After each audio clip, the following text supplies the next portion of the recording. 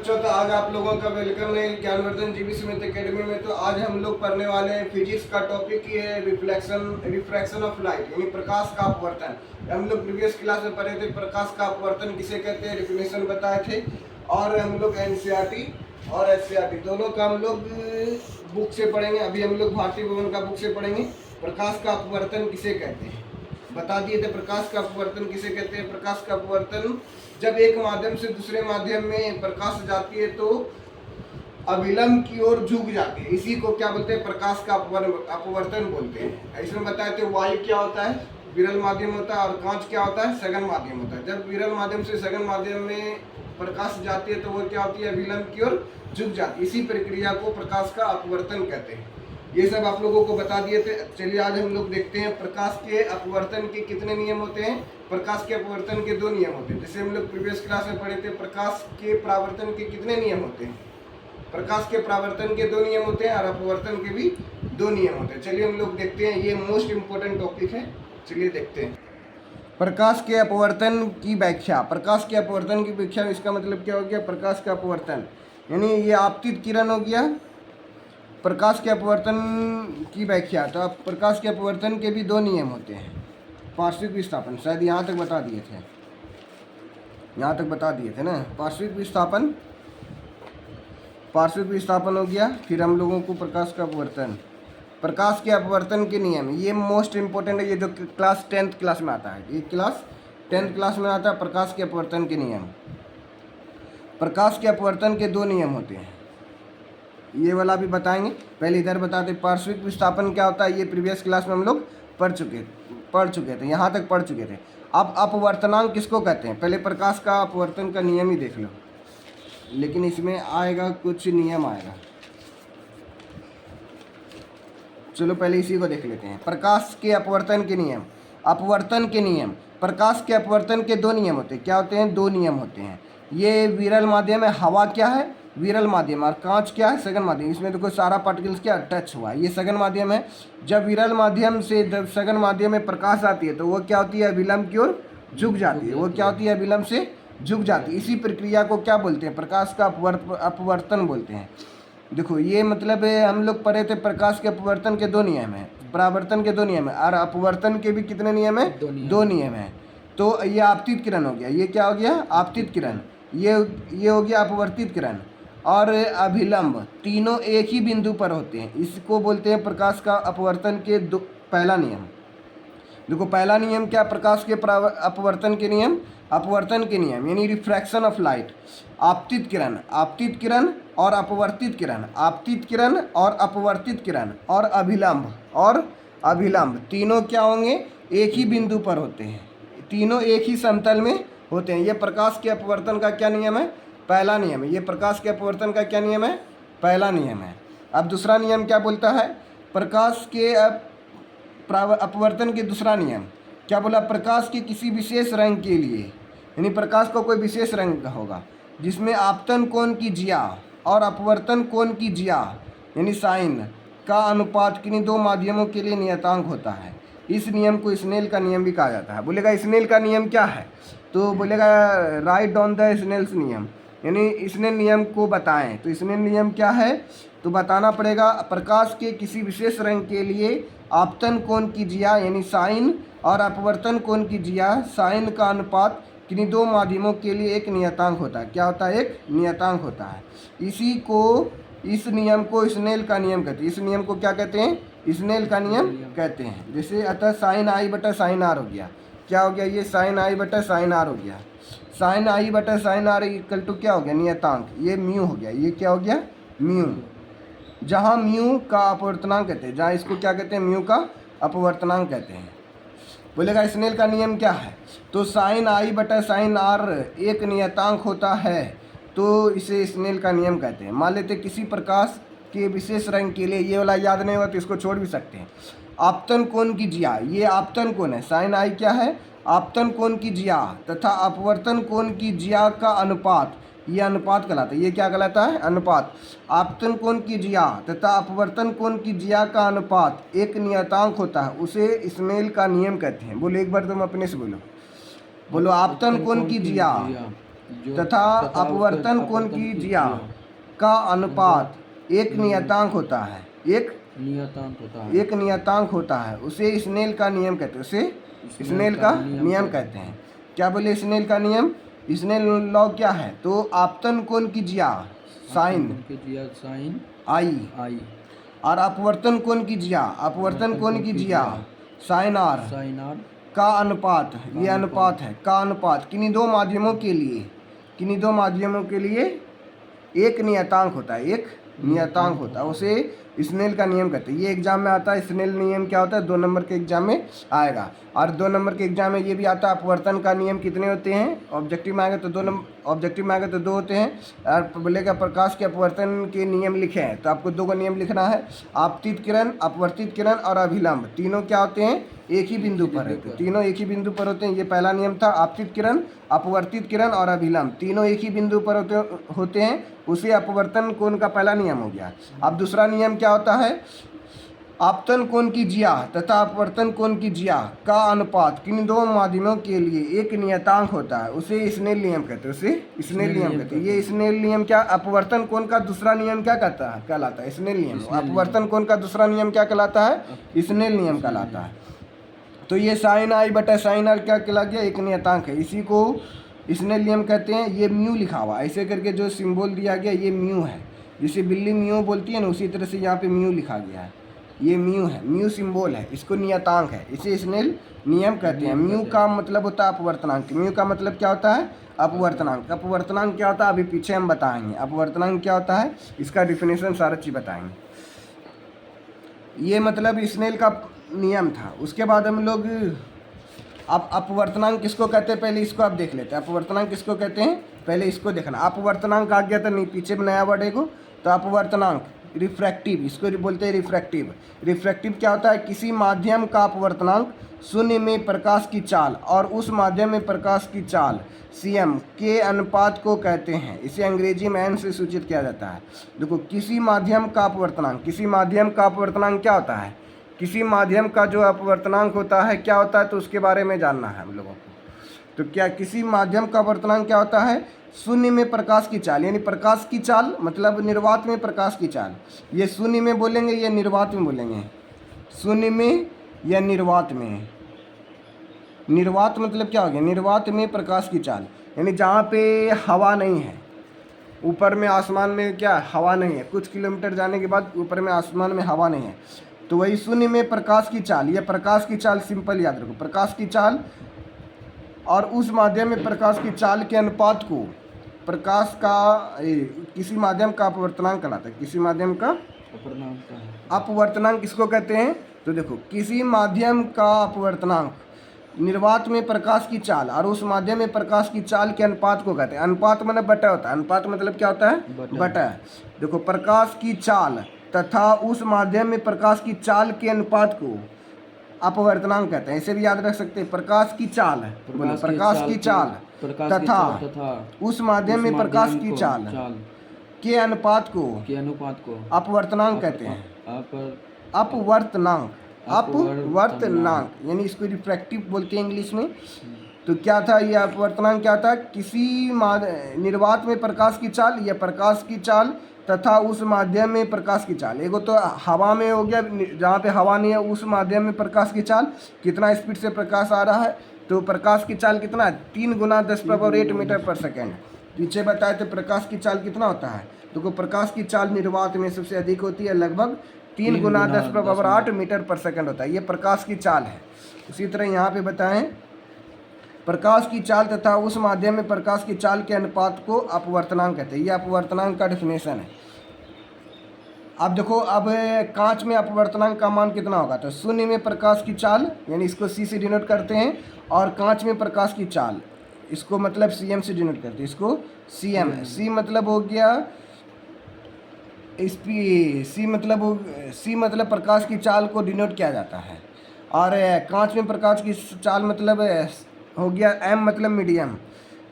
कांच में प्रकाश की चाल यानी कोई मीडियम में प्रकाश की चाल। तो देखो कांच का अपवर्तनांक निकालना, क्या निकालना? कांच का अपवर्तनांक। ये सब एग्जाम में ना आएगा, निकालने के लिए ना आएगा, लेकिन पूछा जाएगा कांच का अपवर्तनांक कितना होता है, तो याद रखना खाली एन, एन माना हो गया अपवर्तनांक का सिंबल, और जी मतलब हो गया गिलास। गिलास में रिफ्रैक्टिव इंडेक्स कितना है? तो शून्य में प्रकाश की चाल कितना होता है? 3 लाख किलोमीटर पर सेकंड होता है। शून्य में प्रकाश की चाल कितना होता है? पीछे हम बताए थे शून्य में प्रकाश की चाल कितना होता है, तो 3 लाख किलोमीटर प्रति सेकंड। कितना होता है? 3 लाख किलोमीटर प्रति सेकंड। तो यहाँ पे 3 लाख किलोमीटर प्रति सेकंड लिख दिए। कांच में प्रकाश की चाल कितना होता है? 2 लाख किलोमीटर प्रति सेकंड। किलोमीटर प्रति सेकंड, किलोमीटर प्रति सेकंड खत्म हो गया।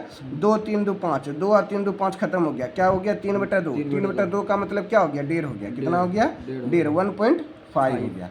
अर्थात कांच में प्रकाश की चाल शून्य या वायु में प्रकाश की चाल 1/1.5 अथवा 2/3 गुना होता है। क्या होता है? 2/3 गुना होता है। तो यहाँ पे कांच का रिफ्रैक्टिव इंडेक्स हो गया 1.5। खाली इतना से याद रखना, कांच का रिफ्रैक्टिव इंडेक्स कितना निकल गया? 1.5। देखो पीछे में लिस्ट बनाया गया है, यहाँ पे किसका अपवर्तनांक कितना होता है। अभी किसका हम लोग निकाले? कांच का। देखो कांच कहीं पे होगा, कांच का अपवर्तनांक हम लोग पढ़े तो 1.5 कांच का अपवर्तनांक। अभी इसमें लग रहा है 1.5 का गया है, 1.5। देखो बेंजीन का अपवर्तनांक 1.5 होता है और कांच का भी अपवर्तनांक का मान 1.5 होता है। 15 है सर, इन्हें 1.50 है, यहाँ पे भी 1.50 जीरो दें यानी दें, बात बराबर ही है। कांच का अपवर्तनांक, इट सिंपल कांच का अपवर्तनांक पीछे में बहुत सारा दिया गया है। अब पानी का अपवर्तनांक कितना होता है? ये जो आप लोगों को यहाँ सारा बुक, इसी बुक का हम नोट्स बना के रखे हैं। यहाँ पे जितना दिया गया सारा उसके बारे में बताया है। देखो यहाँ पे हम लोग अभी हम लोग पढ़ रहे थे कांच का अपवर्तनांक। कांच में प्रकाश की चाल क्या होगा? पानी का अपवर्तनांक कितना होगा? पानी का अपवर्तनांक क्या होगा? शून्य में प्रकाश की चाल बटा पानी में प्रकाश की चाल क्या होगा? तो ऊपर में तो शून्य में प्रकाश की चाल होगा, नीचे में माध्यम में प्रकाश की चाल। यहाँ पे माध्यम पानी लिया गया, इसलिए पानी में प्रकाश की चाल क्या होगा? पानी में प्रकाश की चाल होता है 2,25,000 किलोमीटर प्रति सेकंड। ये पीछे बताए थे 2 लाख। पानी में प्रकाश की चाल कितना होता है? देखो यहाँ लिख दिया, पानी में प्रकाश की चाल कितना है? पानी में प्रकाश की चाल कितना है? 2,25,000 किलोमीटर प्रति सेकंड। वही चीज़ यहाँ पे लिखा हुआ है 2,25,000 किलोमीटर प्रति सेकंड। अब देखो 0 से 3 0 यहाँ पे ख़त्म हो गया, बचा क्या? 300/225 हो गया। अब 25 के टेबल, अब इसको काटेंगे, इसको क्या करेंगे? काटने के बाद क्या आएगा? 4/3 आएगा। इसको काटने के बाद जो है 4/3 आएगा। तो काट दिए, यहाँ पे 0 0 ख़त्म हो गया। अब देखो यहाँ 25/225 होता है। 25 क्या होता है? 225। 25 के टेबल में 300 कितने बार में आएगा? 12 बार में। 25 के टेबल में 300 कितने बार में आएगा? 12 बार में। फिर 3 से 3 3 हो गया, 300 के 12 हो गया, इसलिए 4/3। 3 से जब भाग देंगे 4 में तो 1.33 आएगा। क्या आएगा? 1.33। अब इसका मतलब क्या हो गया? पानी का अपवर्तनांक 1.33 हो गया। इसी को दूसरा लैंग्वेज में लिखा गया है कि पानी में प्रकाश की चाल जो है शून्य या वायु में प्रकाश की चाल का 1.33 अथवा ये 3/4 गुना है। ये वाला टर्म नहीं याद रखना, खाली पानी में अपवर्तनांक कितना होता है? 1.33। कांच में अपवर्तनांक कितना होता है? 1.5। कांच का अपवर्तनांक कैसे होता है वो निकाल के बता। और यहाँ देखो चार्ट दिया गया, यहाँ पे क्या दिया गया है? चार्ट। किसका अपवर्तनांक क्या होता है? एक बार इसको रीडिंग लगा लेना है, लेकिन जिसमें टिक लगा देंगे उसको याद रखना, वो बोर्ड एग्जाम में आता है। जैसे आपका बोर्ड एग्जाम में आता है हीरा का अपवर्तनांक कितना होता है? 2.42। हीरा का अपवर्तनांक कितना होता है? 2.42। ये बोर्ड एग्जाम में बहुत बार आया है, ये बहुत बार एग्जाम है। इतना बड़ा चार्ट में खाली एक यही क्वेश्चन है, हीरा का अपवर्तनांक यानी डायमंड का अपवर्तनांक कितना होता है? 2.42। वायु का अपवर्तनांक कितना होता है? 1.003। ये भी वायु का भी एग्जाम में कभी कभी आता है। वायु का अपवर्तनांक 1.003 होता है। पानी का अपवर्तनांक 1.33 होता है। अभी हम लोग निकाले थे पानी का अपवर्तनांक कितना होता है? केरोसिन, हाँ, पानी का अपवर्तनांक 1.33 होता है। केरोसिन का अपवर्तनांक कितना होता है? 1.44। एल्कोहल का अपवर्तनांक 1.36। तारपीन का 1.47। तारपीन का कितना होता है? 1.47। कार्बन डाइऑक्साइड का फार्मूला होता है CO2। कार्बन डाइऑक्साइड का फार्मूला क्या हो गया? 1.63। क्या हो गया? कार्बन डाइऑक्साइड का फार्मूला 1.63 हो गया। बेंजीन का फार्मूला क्या हो गया? 1.50। बेंजीन का फार्मूला हो गया 1.50। पिघला क्वार्ट्ज का अपवर्तनांक हो गया 1.46। बर्फ का अपवर्तनांक हो गया 1.31। फिर क्राउन कांच का अपवर्तनांक हो गया 1.48 से लेकर 1.61। फिर फ्लिंट कांच का अपवर्तनांक कितना हो गया? 1.53 से लेकर 1.96। कनाडा बाल्सम, ये सब एग्जाम में आएगा। मनिक का ब्लो आ सकता है। मनिक का 1.71 होता है। मनिक का क्या हो गया 1.71। नीलम का अपवर्तनांक क्या है तो 1.77। नीलम का अपवर्तनांक कितना है 1.77। सेंधा नमक का अपवर्तनांक कितना है 1.54। हीरा का अपवर्तनांक कितना 2.42। अब इसी का मतलब इसमें सब याद नहीं रखना, इसमें क्या लिखिए, क्या याद रखना, हीरा डायमंड का अपवर्तनांक कितना होता है 2.42। बस यही एग्जाम में आता आपका। तो खींचते रहिए ना सर, जब तक जाएगा। अभी खींचिए रहे, अभी तो खींचना स्टार्ट हुआ। आप बोल रहा है कि वायु का अपवर्तनांक लगभग 1 होता है। वायु का अपवर्तनांक क्या होता है 1। क्यों? क्योंकि वायु का अपवर्तनांक 1.033 बोल रहा है, तो 0.33 को हटा दिया, 1 होता है। इसलिए व्यवहार में वायु की अपेक्षा किसी माध्यम में अपवर्तनांक उस माध्यम का निर्वात ये शून्य की अपेक्षा अपवर्तनांक, जिसे निरपेक्ष अपवर्तनांक एब्सोल्यूट रिफ्रैक्टिव इंडेक्स भी कहा जाता है, के बराबर माना जाता है। यानी निरपेक्ष अपवर्तनांक क्या है तो 1 है, जो वायु का अपवर्तनांक है। ये एग्जाम में ना आएगा ऐसे, लेकिन याद रखना। हीरा का अपवर्तनांक सभी पदार्थ अपवर्तनांक से सबसे अधिक होता है। बोला किस पदार्थ का अपवर्तनांक सबसे अधिक होता है तो किसका होता है, हीरा का होता है। हीरा का कितना होता है 2.42। ये बोर्ड एग्जाम में ऑब्जेक्टिव में बहुत बार आया है। अब यदि एक माध्यम की अपेक्षा दूसरे माध्यम का अपवर्तनांक अधिक हो तो दूसरे माध्यम को पहले माध्यम से प्रकाशतः सघन माध्यम कहा जाता है। क्या कहा जाता है? ऑप्टिकली डेंसर कहा जाता है। यदि एक माध्यम की अपेक्षा दूसरे माध्यम का अपवर्तनांक अधिक हो, एक माध्यम की अपेक्षा जब दूसरे माध्यम का अपवर्तनांक अधिक हो तो उसे प्रकाशतः सघन माध्यम कहा जाता है। क्या कहा जाता है? सघन माध्यम, ऑप्टिकली डेंसर कहा जाता है। अथवा पहले माध्यम को दूसरे की अपेक्षा प्रकाशतः विरल माध्यम कहा जाता है। यानी विरल माध्यम क्या हो गया, जब हवा क्या है विरल माध्यम है, लेकिन कांच क्या है सघन माध्यम है। उदाहरण के लिए जैसे प्रकाश सबसे सघन माध्यम हीरा 2.42 है। हीरा का तो अपवर्तनांक सबसे ज़्यादा है, क्योंकि हीरा में क्या है सब पार्टिकल्स जुड़ा हुआ है। और हीरा जो डायमंड है विश्व का दुनिया का सबसे कठोरतम पदार्थ है, hardest part of in the world. हीरा डायमंड जो है ना दुनिया का सबसे कठोर पदार्थ है। बोलेगा दुनिया का सबसे कठोर पदार्थ कौन है? हीरा, डायमंड। तो डायमंड क्या हो गया? सघन माध्यम हो गया। और यहाँ पे बोला जा रहा है जिसका अपवर्तनांक होता है 2.42 और प्रकाशतः विरल माध्यम है। वायु क्या है? विरल माध्यम, क्योंकि हवा में हम लोग ऐसे ऐसे कर दे रहे हैं, कोई चोट नहीं लग रहा है। हीरा में मारेंगे तो चोट लग जाएगा, अब इसमें बेंच में मारेंगे तो चोट लग जाएगा। क्यों चोट लग रहा है? क्योंकि ये ठोस पदार्थ है और ये सघन माध्यम, क्योंकि सारा पार्टिकल अटैच है। इसलिए यदि कोई आवश्यक नहीं है प्रकाश में सघन माध्यम, यदि यह कोई आवश्यक नहीं है कि प्रकाश सघन माध्यम का घनत्व भी अधिक हो। उदाहरण के लिए तारपीन का घनत्व पानी के घनत्व से कम है। तारपीन का जो घनत्व है पानी के घनत्व से कम है, यानी पानी का घनत्व अधिक है, तारपीन का घनत्व कम है। किंतु तारपीन का अपवर्तनांक 1.47 है। तारपीन का अपवर्तनांक कितना है? 1.47। यहाँ पे बताए थे तारपीन का अपवर्तनांक 1.47 है, बल्कि पानी का अपवर्तनांक कितना है? 1.33 है। 1.33। अब इसमें बोला जा रहा है, ये दोनों में कंपेयर किया जा रहा है कि पानी का जो है ना यहाँ पे बताया गया है कोई आवश्यक नहीं है कि प्रकाशतः सघन माध्यम का घनत्व भी अधिक हो, यानी जो सघन माध्यम होगा उसका घनत्व अधिक है, ऐसा कोई बात नहीं है। क्योंकि तारपीन का घनत्व पानी के घनत्व से कम है। पानी का घनत्व से कम है कौन? तारपीन। यानी पानी में अगर तारपीन डालेंगे तो तारपीन का तेल तैरने लगेगा। जैसे हम लोग सिंपल पानी में, हाँ पानी में छका जाएगा, ऊपर में तेल आ जाएगा। ऐसा क्यों होता है? क्योंकि तारपीन या तेल, कोई भी तेल जो है ना उसका घनत्व कम होता है। मान लेते हैं ये कलम को अगर डालेंगे तो गिर जाएगा, लेकिन इसी के बदला अगर पेंसिल को पानी में डालेंगे तो तैरने लगेगा, क्योंकि इसका घनत्व ज़्यादा होता है पानी से। इसलिए जिसका घनत्व ज़्यादा होता है वो पानी में गिर जाता है, डूब जाता है। अब जिस माध्यम का अपवर्तनांक कम होता है उसमें प्रकाश की चाल अधिक होती है। जिस माध्यम का अपवर्तनांक कम होता है उसमें प्रकाश की चाल अधिक होती है। अतः क्रोसिन, तारपीन और पानी में प्रकाश की चाल N 1.33 अधिकतम हो गया, तारपीन में कितना वो न्यूनतम होगा। इसको ये बताया गया, खाली वही बता दिया किसका अपवर्तनांक कितना होता है। जिस माध्यम का अपवर्तनांक कम होता है उसमें प्रकाश की चाल अधिक होती है, ये चीज़ बताया गया। जिस माध्यम का अपवर्तनांक कम होता है उसमें प्रकाश की चाल अधिक होती है। यहाँ पे हम सारा बनाए थे। जिस माध्यम का अपवर्तनांक कम होता है, अपवर्तनांक कम होगा उसमें प्रकाश की चाल क्या होगा? अधिक होगा। जिस माध्यम में अपवर्तनांक कम होगा उसमें प्रकाश की चाल अधिक होगी। जैसे केरोसिन, तारपीन और पानी में प्रकाश की चाल, पानी का अपवर्तनांक 1.33 है, में अधिकतम होगी और तारपीन में न्यूनतम होगी। यानी केरोसिन है, तारपीन और पानी है, तीन वो मतलब पदार्थ है जिसमें प्रकाश की चाल अधिक होगा। तो किसमें प्रकाश की चाल अधिक होगा, तो किसमें प्रकाश की चाल अधिक होगा वो किस पे निर्भर करता है, अपवर्तनांक में। जिसका अपवर्तनांक कम होगा उसमें प्रकाश की चाल क्या होगा, अधिक होगा।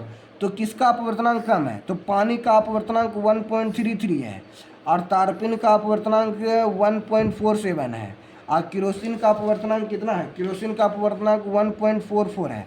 तो कौन सा ऐसा पदार्थ है जिसमें घन अपवर्तनांक कम है, तो ये 1.44 ज़्यादा है, ये तो और ज़्यादा है, सबसे कम किसमें है, पानी में। तो पानी में प्रकाश की चाल क्या होगा, अधिक होगा, पानी में प्रकाश की चाल अधिक होगा। बोलेंगे किसमें प्रकाश की चाल कम होगा, केरोसिन में, तारपीन में या पानी में, तो पानी में तो पानी का ये अपवर्तनांक कम है, जिसमें अपवर्तनांक कम होगा उसमें प्रकाश की चाल अधिक होगा।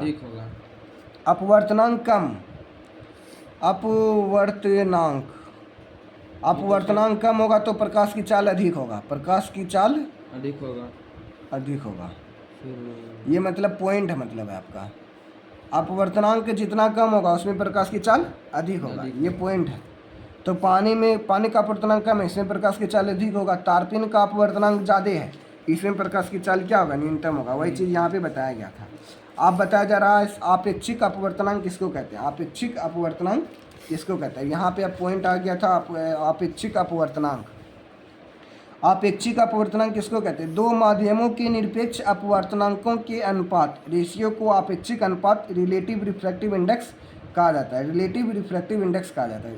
क्या कहा जाता है, दो माध्यमों के निरपेक्ष अपवर्तनांकों के अनुपात को आपेक्षिक अपवर्तनांक कहा जाता है। दो माध्यम का आपेक्षिक अपवर्तनांक, ये ऐसे क्लास 12th में, लेकिन अभी थोड़ा सा डेमो के लिए पढ़ना है। दो माध्यमों के निरपेक्ष अपवर्तनांकों के अनुपात को आपेक्षिक अनुपात कहते हैं। यदि माध्यम 1 व माध्यम 2 के निरपेक्ष अपवर्तनांक क्रमशः n1 और n2 हो, तो माध्यम 2 का माध्यम 1 के सापेक्ष अपवर्तनांक को प्रायः संकेत n21 से निरूपित किया जाता है। n21 मतलब क्या हो गया, n21 का मतलब हो गया ऊपर में n2 होगा, नीचे में n1 होगा। वही चीज़ यहाँ बताया गया है, n2 ऊपर में है, n21 2 ऊपर में होगा, n21 मतलब क्या हो गया, पहला वाला रिफ्रैक्टिव इंडेक्स n2 हो गया, दूसरा वाला रिफ्रैक्टिव इंडेक्स n1 हो गया। तो n21 का फार्मूला हो गया, 2 वाला को ऊपर में लिखना और 1 वाला को नीचे में लिखना है। इसमें इसका मतलब क्या गया, इन माध्यम में प्रकाश की चाल C1 और C2 हो तो n1 वाला का वैल्यू क्या होगा, C/C1। इस C/C1 मतलब क्या हो गया, C मतलब बोल रहा है प्रकाश की चाल और C1 मतलब बोल रहा है किसी माध्यम में प्रकाश की चाल, किसी माध्यम में प्रकाश की चाल। n2 मतलब रिफ्रैक्टिव इंडेक्स हो गया, मतलब अपवर्तनांक हो गया। C मतलब हो गया प्रकाश की चाल और C2 मतलब हो गया किसी माध्यम में प्रकाश की चाल।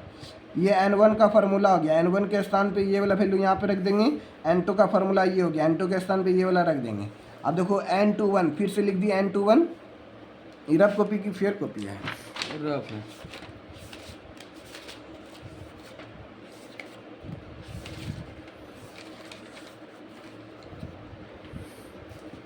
तो यहाँ पे अभी हम लोग फार्मूला लिखे थे n21 का फार्मूला क्या होगा, ये वाला 2 को ऊपर में लिख दिए, n2 लिख दिया और उसके बाद n1 लिख दिए। अभी n2, अभी हम लोग n1 का फार्मूला लिख रहे थे, n1 का फार्मूला क्या था, C/C1। फिर उसी तरह n2 का फार्मूला क्या था, C/C2। आप कुछ ना करना, n2 का फार्मूला क्या है, यहाँ पे n2 का फार्मूला C/C2 है, क्या है, C/C2। फिर बटा दे दिए, n1 का फार्मूला क्या है, C/C1 है। अब इसी को कन्वर्ट करेंगे, C/C2 हो गया, मल्टीप्लाई दे दिए। अब C1 को ऊपर में कर दिए, C1 को क्या कर दिए, ऊपर में गुण बटा C कर दिए, बटा C कर दिए। अब C कैंसिल हो गया, तो क्या बचा, C1/C2 हो गया, C1/C2। ये फार्मूला आ गया। ये n21 का मतलब क्या हो गया, C1/C2। ये माध्यम 2 का माध्यम 1 के सापेक्ष अपवर्तनांक है। ये क्या बोल रहा है, माध्यम 2 का माध्यम 1 के सापेक्ष, ये माध्यम 2 का माध्यम 1 के सापेक्ष, यानी 1 जो है ना 1 के सापेक्ष अपवर्तनांक हो गया। माध्यम 1 में प्रकाश की चाल बटा माध्यम 2 में प्रकाश की चाल। अब इसी तरह अगर इसी को पलटा देंगे, E21 का मतलब बताया जा रहा है। E21 का मतलब क्या हुआ, N21 का मतलब क्या हो गया, C1/C2। ये फार्मूला आ गया आपका, यही बोला हम। अर्थात इसके मतलब अर्थात कह के बोलना है कि माध्यम 2 का अपवर्तनांक, माध्यम 1 के सापेक्ष अपवर्तनांक, माध्यम 1 के सापेक्ष अपवर्तनांक कितना होगा, C1/C2 हो गया। माध्यम 1 में प्रकाश की चाल बटा माध्यम 2 में प्रकाश की चाल हो गया। ये मतलब फार्मूला आ गया। फिर उसी तरीका से बोला जा रहा है माध्यम 1 का माध्यम 2 के सापेक्ष अपवर्तनांक N12।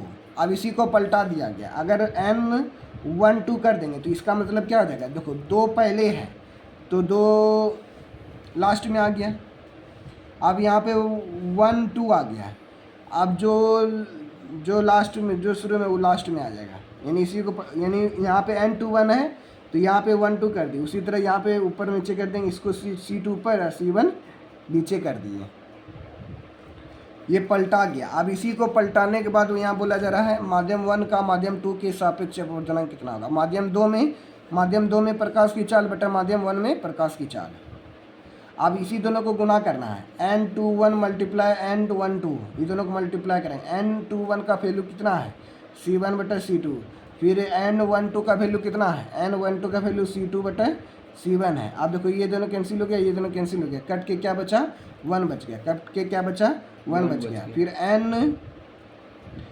ये N12 रखा गया, फिर ये 1 हो गया, ये गुना में डिवाइड में आ गया, 2 1 हो गया। N12 का वैल्यू लिख दिया गया N21। इसका मतलब क्या हो गया, अब इसका मतलब बताया जा रहा है, इसका मतलब बताया जा रहा है क्या, माध्यम 1 का माध्यम 2 के सापेक्ष अपवर्तनांक कितना होगा, 1 बटा माध्यम 2 का माध्यम 1 के सापेक्ष अपवर्तनांक। ये सब एग्जाम में नहीं आता, ये सब समझने के लिए बता दिए हैं, ये एक सब एग्जाम में नहीं आएगा। निरपेक्ष अपवर्तनांक क्या होता है, खाली इसका डिफिनेशन बोलो आ सकता है, खाली डिफिनेशन आपको याद रखना क्या होता है, एक बार रिकेप कर देते हैं। दो माध्यम के निरपेक्ष अपवर्तनांक का अनुपात आपेक्षिक अपवर्तनांक यानी रिलेटिव रिफ्रैक्टिव इंडेक्स कहलाता है। बस इतना सा याद रखना, ये सब समझाने के लिए बता दिए क्योंकि बुक में बताया था भारतीय वन में। अपवर्तनांक के नियम कितने होते हैं, 2 नियम होते हैं, ये तो बता दिए। बोलेगा स्नेल नियम क्या होता है, तो साइन देखो यहाँ लिखा गया है, किन्हीं 2 माध्यम और माध्यमों और प्रकाश के किसी विशेष रंग के लिए आपतन कोण की जिया साइन और अपवर्तन कोण की जिया का अनुपात एक नियतांक होता है, उसे स्नेल का नियम कहते हैं। अपवर्तनांक का दूसरा नियम ही स्नेल का नियम कहलाता है। साइन आई बटा साइन आर एक नियतांक है। अब बोला जा रहा है यहाँ पे अभी जो बता रहे थे रिफ्लेक्टिव इंडेक्स, यहाँ पे वही चीज़ काम आ रहा है। या नियतांक माध्यम 2 और माध्यम 1 का सापेक्ष अपवर्तनांक N21 के बराबर होता है, यानी N21 यानी माध्यम 2 का माध्यम 1 के सापेक्ष अपवर्तनांक N21 के बराबर होता है, यानी साइन आई बटा साइन आर, यही N21 लिख दिया। फार्मूला हो गया, फार्मूला हो गया। फार्मूला तो ऊपर में स्नेल का नियम का फार्मूला ये है। ये मतलब बताया जा रहा है जैसे माध्यम 1 हो गया, ये माध्यम 2 हो गया। माध्यम 1 का अपवर्तनांक कितना है, माध्यम निरपेक्ष अपवर्तनांक इसका N1 दिया गया और इसका निरपेक्ष अपवर्तनांक कितना दिया गया N2। यहाँ से जब किरण आई और दर्पण से टकरा, यानी ये तो कांच होगा, ये कुछ होगा, टकराने के बाद ये क्या गया, अविलंब की ओर झुक गया, तो इसी को प्रकाश का अपवर्तन कहते हैं। ये स्नेल नियम और अपवर्तनांक है। ये से एग्जाम में आएगा, एग्जाम में आता है स्नेल का नियम क्या होता है, ऊपर तक ही लिखना, ये समझा रहे खाली। अब साइन आई बटा साइन आर हो गया, N21 हो गया। N21 मतलब पहले 2 आ गया तो ऊपर में N2 और उसके बाद N1 हो गया। अब इसी को कोना कोनी गुना कर दिया, देखो साइन आई N1 साइन आई हो गया, N1 साइन आई, फिर इसको कोना कोनी गुना कर देना है, N2 साइन आर, ये N2 यहाँ पे लिख देना और साइन आर इधर लिख देना। स्नेल के नियम को सम्मिलित रूप में कहा जाता है, सम्मित रूप कहा जाता है। स्नेल के नियम का सम्मित रूप कहा जाता है, कौन सा, ये वाला। लेकिन आपको आएगा ऊपर में स्नेल का नियम क्या, अपवर्तन का नियम क्या है, अभी तक जो पढ़ा है अभी तक में आएगा एग्जाम में। डायमंड का अपवर्तनांक कितना होता है, 2.42। स्नेल का नियम क्या होता है, आपतन कोण की जिया तथा अपवर्तन कोण के जिया का अनुपात एक नियतांक होता है, इसे स्नेल का नियम कहते हैं। ऑब्जेक्टिव में ना, सब्जेक्टिव में आएगा, ये सब्जेक्टिव में आएगा स्नेल का नियम। बोलेगा प्रकाश के अपवर्तन के कितने नियम होते हैं, 2 नियम होते हैं, 2 नियम होते हैं प्रकाश के अपवर्तन के, 2 नियम। ये आपतन कोण अपवर्तन कोण अभिलंब तीनों एक ही बिंदु पर होते हैं। और स्नेल नियम जो दूसरा नियम तीन था, होता है, दुए को काय नाम होता है? 2 गो है, तीन को बोले अभी हम 3 गो कहाँ बोले, आप तो 2 गो बोले। आपतन कोण और ये अपवर्तन कोण, अपवर्तन के नियम और परावर्तन के नियम के 2 नियम हैं। देखो यहाँ 2 नियम लिखा है ना, 2 नियम, ये वाला और दूसरा नियम कोई स्नेल का नियम कहते हैं। प्रकाश के अपवर्तन के दूसरा नियम को क्या नियम बोलते हैं, स्नेल का नियम। ये स्नेल का लिख दिया है सर, स्नेल एक साइंटिस्ट थे, उसी के नाम पर स्नेल का नियम नाम रखा गया है। अब हम लोग क्रियाकलाप करके देखेंगे अपवर्तन, अब प्रकाश के अपवर्तन के दैनिक जीवन में क्या क्या उपयोग होता है।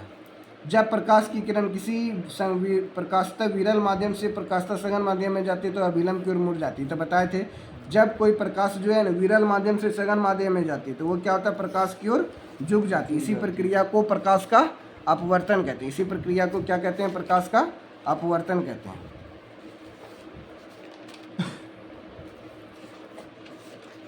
ये तो अब होगी, तो बताइए दिए थे।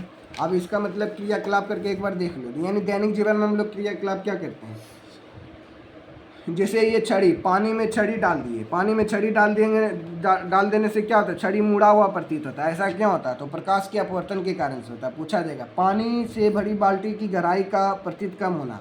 बाल्टी बहुत गहरा है लेकिन बाल्टी में पानी जब भर देते हैं तो उसका पेंदा जो ऊपर की ओर आ जाता है। ऐसा कब होता है, प्रकाश के अपवर्तन के कारण से होता है। तारा टिमटिमाता नजर आता है, क्यों होता है, प्रकाश के अपवर्तन के कारण से होता है। तारा रात में भुक करता है ना, ऐसा क्यों होता है, तो प्रकाश के अपवर्तन के कारण से। ये एग्जाम में आएगा, तारा टिमटिमाता क्यों है, तो बोलना प्रकाश के अपवर्तन के कारण से होता है। अभी बताएंगे, है इसमें, इसी टॉपिक में है आगे। अब प्रिज्म के बारे में हो गया, लेकिन प्रिज्म से पहले, पढ़ने से पहले थोड़ा सा इम्पोर्टेंट पॉइंट बता देते हैं। इसमें क्या इम्पोर्टेंट पॉइंट था, किसी माध्यम का अपवर्तनांक भिन्न भिन्न रंग तरंगदैर्घ्य के प्रकाश के लिए भिन्न भिन्न होता है। यानी अलग अलग प्रकाश का तरंगदैर्घ्य होता है तो क्या होता है, उसका अपवर्तनांक अलग अलग होता है।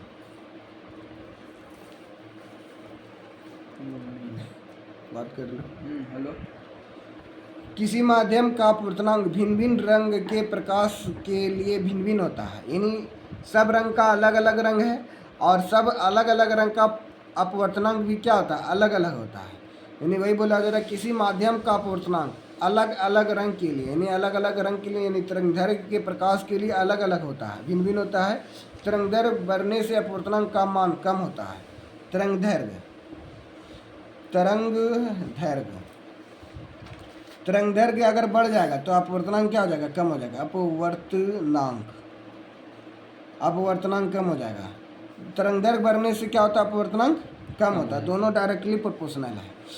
दृश्य प्रकाश में लाल रंग का अपवर्तनांक सबसे कम होता है। बोलेगा किस रंग का अपवर्तनांक सबसे कम होता है, लाल रंग का, क्योंकि लाल रंग का जो तरंगदैर्घ्य होता है ना, अधिक होता है। लाल रंग का तरंगदैर्घ्य अधिक है। लाल रंग का क्या है, तरंगदैर्घ्य अधिक होने के कारण अपवर्तनांक क्या हो गया है, इसका कम हो गया। अपवर्तनांक कितना हो गया है, अपवर्तनांक कम हो गया है, क्योंकि अभी वही बता रहे हैं, लाल रंग का अपवर्तनांक क्या है, कम है। दृश्य प्रकाश क्या होता है, प्रकाश में, दृश्य प्रकाश में 7 रंग होता है, जिसमें लाल रंग भी आता है। लाल रंग का तरंगदैर्घ्य अधिक होने के कारण उससे अपवर्तनांक क्या है, कम है। जिस रंग का अपवर्तनांक ज़्यादा होगा उसका तरंगदैर्घ्य कम होगा। जिस रंग का अपवर्तनांक कम होगा उसका तरंगदैर्घ्य अधिक होगा। वही बोला जा रहा है।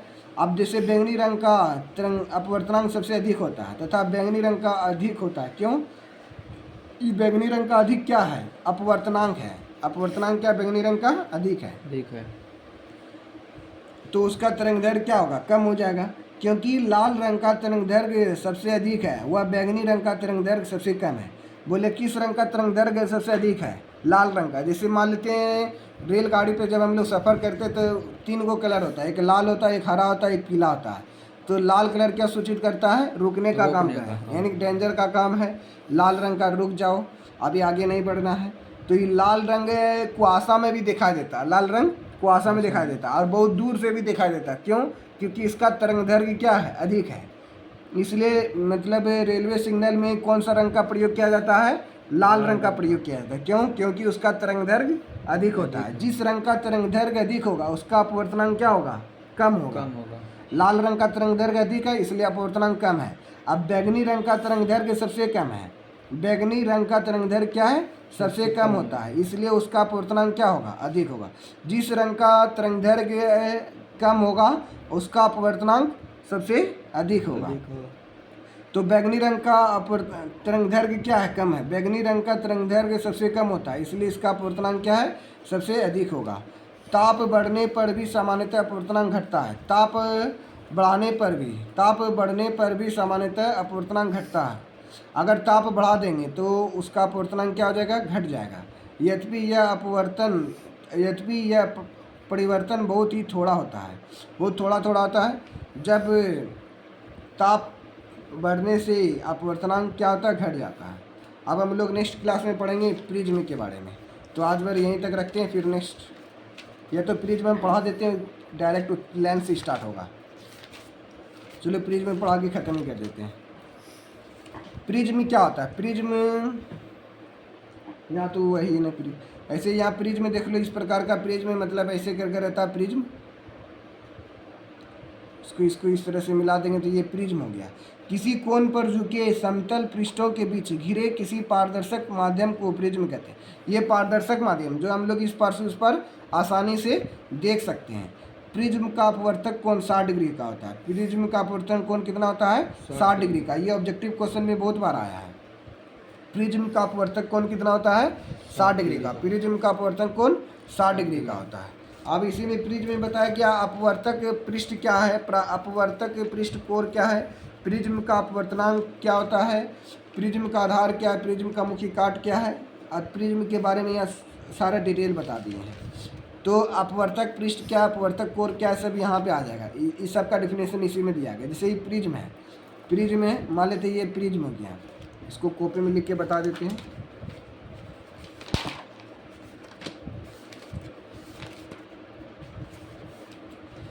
जैसे ये मान लीजिए प्रिज्म हो गया, ये प्रिज्म इसी ट्रायंगल टाइप का रहेगा। ये मान लेते हैं ये किरण आ गया, यहाँ पे किरण आ गया, ये आपतित किरण है। ये क्या है, आपतित किरण, आपतित किरण। जैसे यहाँ पे P और E बताया गया है, ये आपतित किरण है।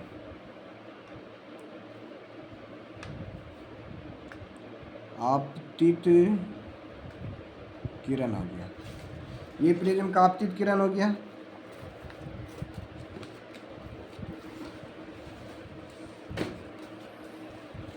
ये इसका नाम रख दो P और E। और ये किरण जब लेंस पे पड़ने के बाद क्या होता है, ये अपवर्तन हो गया। ये क्या हो गया, अपवर्तन। ये किरण इधर आ गया तो एक E और F हो गया, इसका नाम रख देते हैं F, E F।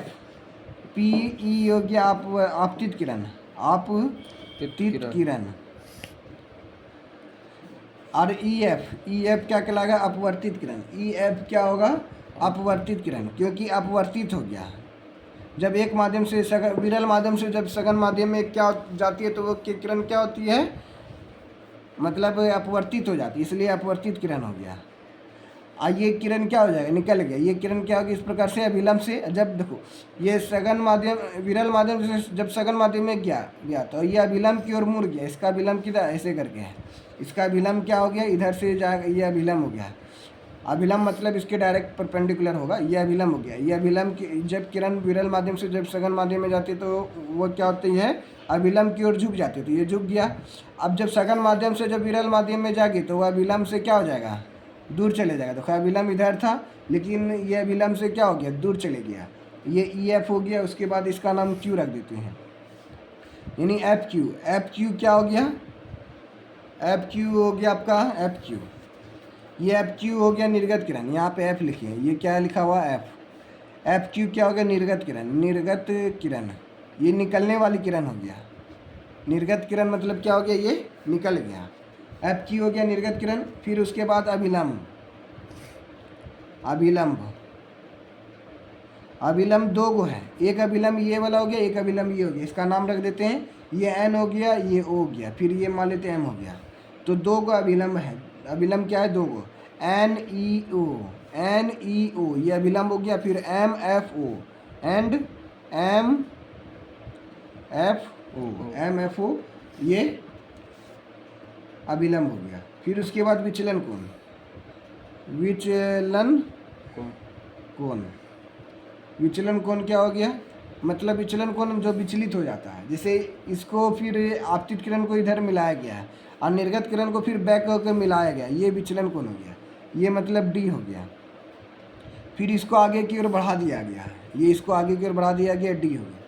अब यहाँ पे जो है आप निर्गत किरण और आपतित किरण का पीछे वाला, ये वाला विचलन कोण कहलाता है। ये क्या कहलाता है, विचलन कोण, मतलब T D F, T D F क्या हो गया, T D F, T D F, ये विचलन कोण कहलाता है, विचलन कोण ये कहलाता है। प्रिज्म का अपवर्तनांक कोण अधिक होने पर विचलन कोण भी बढ़ता है। जिस प्रिज्म का अपवर्तनांक, प्रिज्म का अपवर्तनांक कोण अधिक होने पर विचलन कोण भी बढ़ता है। अगर आप प्रिज्म का अपवर्तक कोण, अपवर्तक कोण अगर बढ़ गया, जैसे ये वाला अपवर्तक कोण है, ये वाला अगर कोण बढ़ जाने से ये वाला कोण क्या हो जाता है, बढ़ जाता है। आप प्रिज्म का अपवर्तक कोण पहले देख लो, प्रिज्म का अपवर्तक कोण क्या होता है, अपवर्तक पृष्ठ के बीच बने कोण के प्रिज्म के अपवर्तक कोण कहते हैं। जैसे प्रिज्म का कोण भी कहते हैं, इसे प्रिज्म का कोण भी कहते हैं। जैसे ये ए क्या है, प्रिज्म का अपवर्तक कोण है। ए क्या है, ये वाला जो ए यहाँ पे नाम लिखे हैं, ये ए प्रिज्म का अपवर्तक कोण है, यहाँ लिख दिए तो एंगल ए प्रिज्म का अपवर्तक कोण है, प्रिज्म का अपवर्तक कोण है। प्रिज्म का अपवर्तक कोण क्या हो गया, एंगल ए हो एंगल गया, ए हो गया। यही कहलाता है प्रिज्म का अपवर्तक कोण।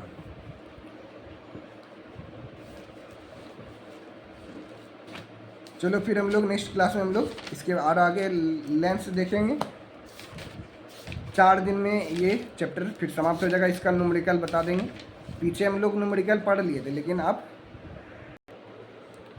तो फिर आप लोगों का नेक्स्ट क्लास में आप लोगों का जो है ये टॉपिक खत्म होगा, रिफ्रैक्शन ऑफ लाइट। हम लोग नेक्स्ट टॉपिक लेंस पढ़ेंगे। लाइक करें, शेयर करें, सब्सक्राइब करें जीवी सुमित अकेडमी को, और कमेंट करना ना भूलें नेक्स्ट टॉपिक कौन सा चाहते हैं। Thank you.